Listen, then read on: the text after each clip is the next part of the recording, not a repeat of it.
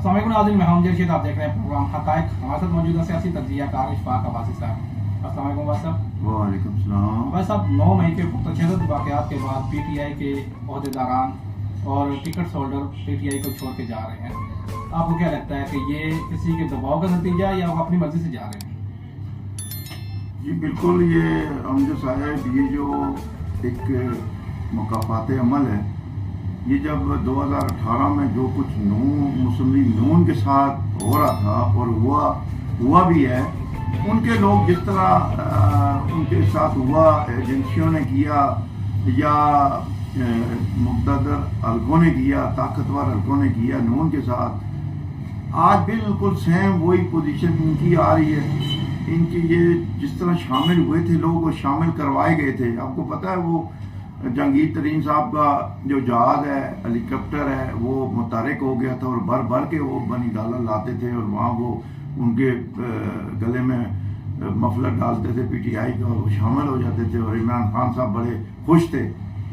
लेकिन आज देखें ना, जो आप करेंगे, खड्डा खोदेंगे किसी के लिए, वो किसी वक्त आपके लिए घड़ा बन जाएगा।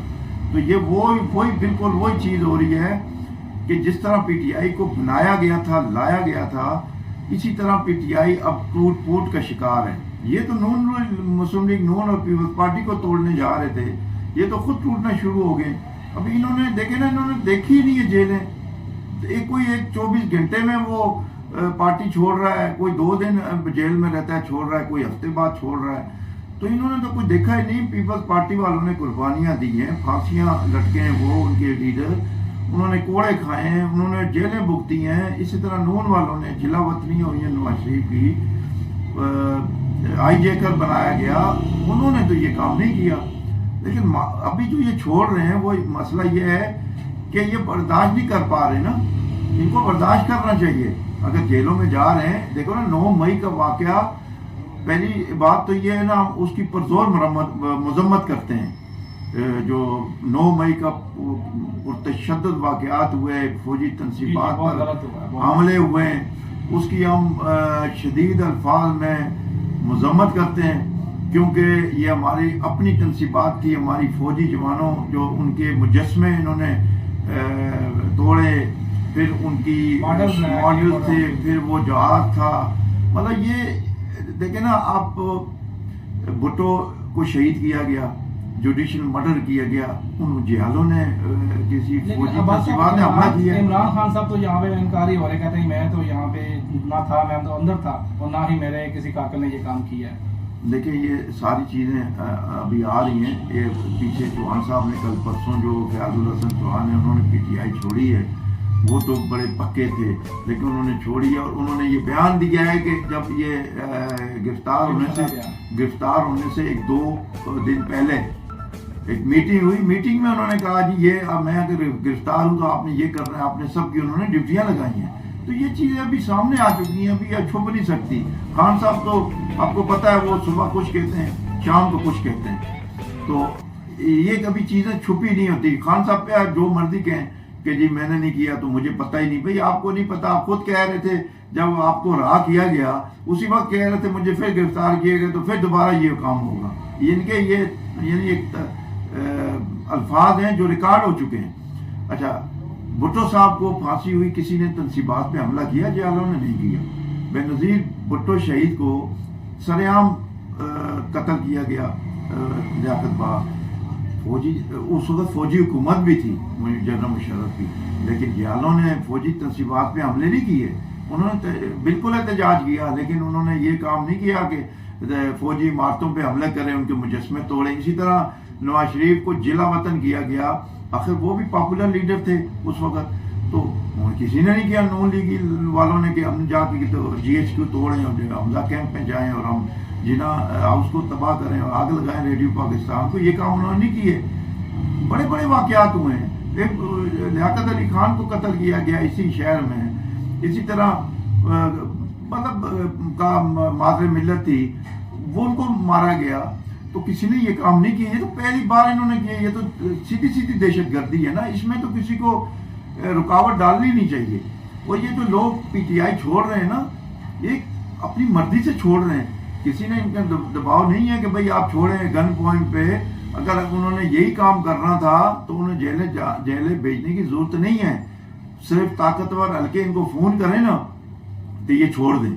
لیکن یہ کیونکہ برداشت نہیں کر سکتے جیل کی صحبتیں، سزائیں اور جیلیں بھگتنا ان کا کام نہیں ہے. اچھا بات صاحب، پی ٹی آئی کی طرف سے ایک الزام لگایا جا رہا ہے کہ جو خواتین گرفتار کی جا رہی ہیں ان کے ساتھ جنسی زیادتی کی جا رہی ہے، اس کے بارے میں کیا کہیں گے؟ دیکھو جی، پی ٹی آئی کی تو بات ایسی ہے نا کہ جو بات یہ کرتے ہیں ایسا فیک، مطلب وہ چلاتے ہیں، جعلی کام کرتے ہیں سوشل میڈیا پہ. اب دیکھیں نا، پیچھے شہباز گل گرفتار ہوا، اگر وہ عمران خان نے اس پہ الزام لگا دیجیے پہ جنسی زیادتی ہوئی ہے. یار وہ اچھا بھلا بندہ، اس پہ آپ الزام لگا رہے ہیں کہ جی یہ اس کو جنسی، حالانکہ اس نے اپنے منہ سے کوئی بات نہیں کی خان صاحب نے. پھر وہ سواتی جو ہے، پتہ نہیں عمر 65 سال 70 سال عمر ہے اس کی، اس پہ بھی یہی عمران خان نے خود کہا وہ جی اس پہ جنسی زیادتی کی گئی. یار خان صاحب مطلب دیکھتے ہی نہیں ہے کہ وہ پوتوں والا، نواسوں والا وہ بندہ ہے، اس کے نواسے ہیں، پوتے ہیں، لیکن اس پہ بھی یہی مقام. تو یہ کام پی ٹی آئی کا وتیرہ بن چکا ہے کہ کسی پہ الزام لگانا آسان کام ہے. لیکن نا کسی عورت، خواتین پہ یہ بات اگر آپ لگا دیتے ہیں الزام، تو یہ ظاہر ہے اس پہ ثابت کہاں سے ہوگا، لیکن اس کی زندگی تباہ ہو جائے گی. وہ عورت کو ہر بندہ یہی کہے گا جی آپ کے ساتھ جنسی زیادتی کی ہے اداروں نے. تو یہ بات ہے نا، ان کے لیے تکلیف دہ ہے. یہ تو سیاست کر رہے ہیں، سیاست کرتے کرتے یہ اپنی عزتیں بھی یعنی روڈوں پہ لے آئیں. تو یہ کام نہیں کرنا چاہیے. آپ سیاسی عمل کریں، آپ احتجاج کریں، ضرور کریں، آپ اپیلیں کریں، لیکن یہ کام نہ کریں کہ اس سے زیادتی ہوگی. جی یار ادارے یہ کام کرتے ہیں، یہ کام کبھی کیے ہیں، اس سے پہلے کبھی کیے ہیں. اس سے پہلے بھی تو نون لیگ پیپلز پارٹی کا اختلاف رہا ہے. اس سے پہلے بھی بھٹو صاحب تھے، اس سے پہلے یحییٰ تھے، اس سے پہلے ایوب خان تھے، ضیاء الحق تھے. یہ کام تو کسی نے نہیں کیا پیپلز پارٹی کو. حالانکہ جنرل ضیاء الحق کے 11 سال میں بہت کچھ دیکھنا، ان کو کوڑے بھی لگے، انہیں سزائیں ہوئے، لیکن انہوں نے یہ کام نہیں کیا کہ ہمارے ساتھ جنسی زیادتی ہوئی. یہ بے نظیر بھٹو تھی، ان کی دوسری خواتین، کبھی انہوں نے نہیں کہا یہ ہمیں پکڑ کے تو جنسی زیادتی انہوں نے کی.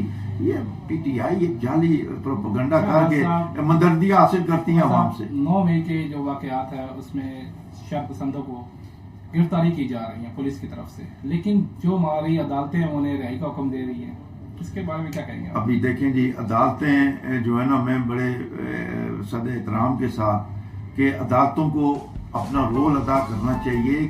فوجی تنصیبات پر حملے کیے گئے ہیں، مطلب عدالتیں ان چیزوں کو دیکھیں. وہ ابھی ان کی آڈیو بھی آئی ہوئی ہیں، ان کی پکچریں آئی ہوئی ہیں. ان کو انہوں نے پکڑا، انہوں نے پیش کیا، دوسرے نے چھوڑ دیا. ایک کو پکڑتے ہیں، وہ پھر اسلام آباد ہائی کورٹ بھی، پھر وہ دیکھیں نا، ایک بندے نے جرم کیا یار، اس کو آپ چلنے تو دیکھیں. وہ ثبوت لائیں گے، اگر ثبوت نہیں ہے تو وہ خود بخود بری ہو جائے گا، اس کو کوئی مسئلہ. یہ تو عدالتیں یعنی فیور کر رہی ہیں نا. میں یہی کہہ رہا ہوں، انہیں یہاں سے عدالتی رہائی ملتی ہے تو دوبارہ دوسری طرف سے انہیں پکڑ لیا جاتا ہے. دیکھیں وہ تو پولیس کے پاس اختیارات ہے، حکومت ہے، حکومت کے پاس ہر چیز کے ہتھکنڈے ہوتے ہیں ان کے پاس گرفتاری کی، کوئی مسئلہ نہیں ہے. لیکن عدالتیں کو دیکھیں نا، عدالتیں کیوں فیور کر رہی ہیں ایسے شر پسندوں کی. میں مطلب اپیل کرتا ہوں عدالتوں سے کہ اس پروگرام کی وساطت سے کہ یار آپ لوگ یعنی تھوڑا سا تو خیال کریں کہ کیا کچھ انہوں نے کیا ہے شر پسندوں نے. سامنے ثبوت بھی موجود ہیں، لیکن پھر آپ ان کو رہا کیے. ایک کو پکڑتے ہیں، اسلام آباد ہائی کورٹ نے رہائی کا حکم دے دیا. بھائی اس کو ان کو رہنے دیں، ان پہ کیس چلنے دیں. جب کیس چلے گا، اگر ثبوت ہوگا تو سزا ہوگی، نہیں ہوگا تو بری ہو جائیں گے. اس میں کون سی بڑی بات ہے؟ یہ کوئی نئی بات تو نہیں ہے.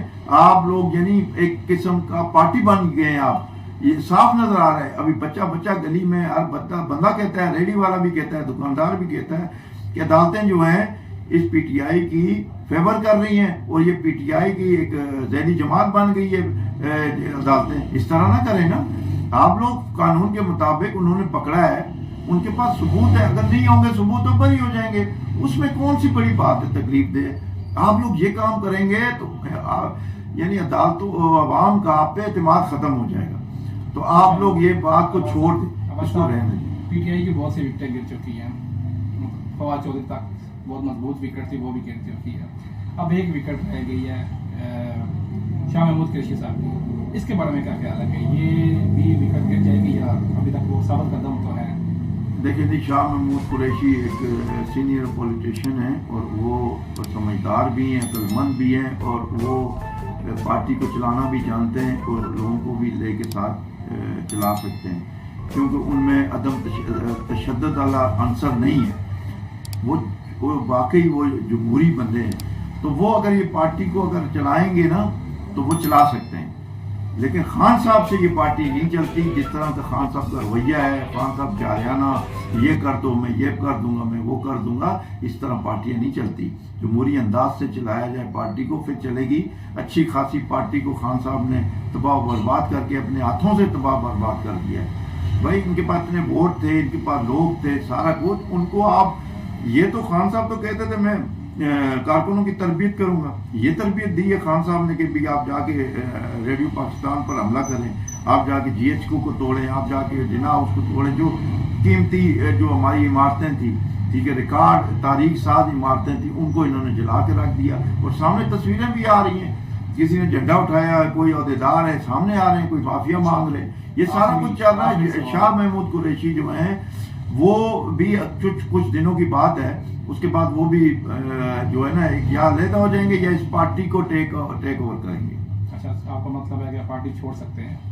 اچھا یہ بتائیں کہ اب عمران خان کا فیوچر کیا ہے؟ دیکھیں جی، عمران خان کا فیوچر یہاں پر تو ابھی تاریک ہو چکا ہے سیاسی لحاظ سے۔ ان کو ادارے جو طاقتور حلقے ہیں جن کے بغیر کوئی حکومت نہیں کر سکتا، اور وہ اس سے پہلے نیوٹرل تھے، لیکن جب سے عمارتوں پہ، فوجی عمارتوں پہ حملہ ہوا اور جب سے ان پر ایک حملے کیے گئے جس طرح ان کی عمارتوں پہ ان پر، تو اس کے بعد جو ہے نا ان کو متحرک ہونا بنتا تھا اور ان کو ہونا بھی چاہیے۔ اور اب جو خان صاحب کی جو مستقبل ہے وہ یہ ہے، مجھے جو ذرائع سے پتہ چلا ہے، شاید میری غلط بھی ہو ذرائع جنہوں نے بتایا ہے، وہ یہ بتا رہے ہیں ہمارے ذرائع کہ خان صاحب سے بات ہو چکی ہے طاقتور حلقوں کی، اور وہ ملک چھوڑنے پر رضامند ہیں، اور وہ ملک چھوڑ جائیں گے اور سیاست سے کنارہ کش ہو کے کم از کم یہ پاکستان چھوڑ جائیں گے۔ اور وہ ویسے ضدی ہیں، وہ تو کہتے تھے میں آخر دم تک لڑوں گا، لیکن ان کو کس نے راضی کیا اور کس طرح یہ راضی ہوئے؟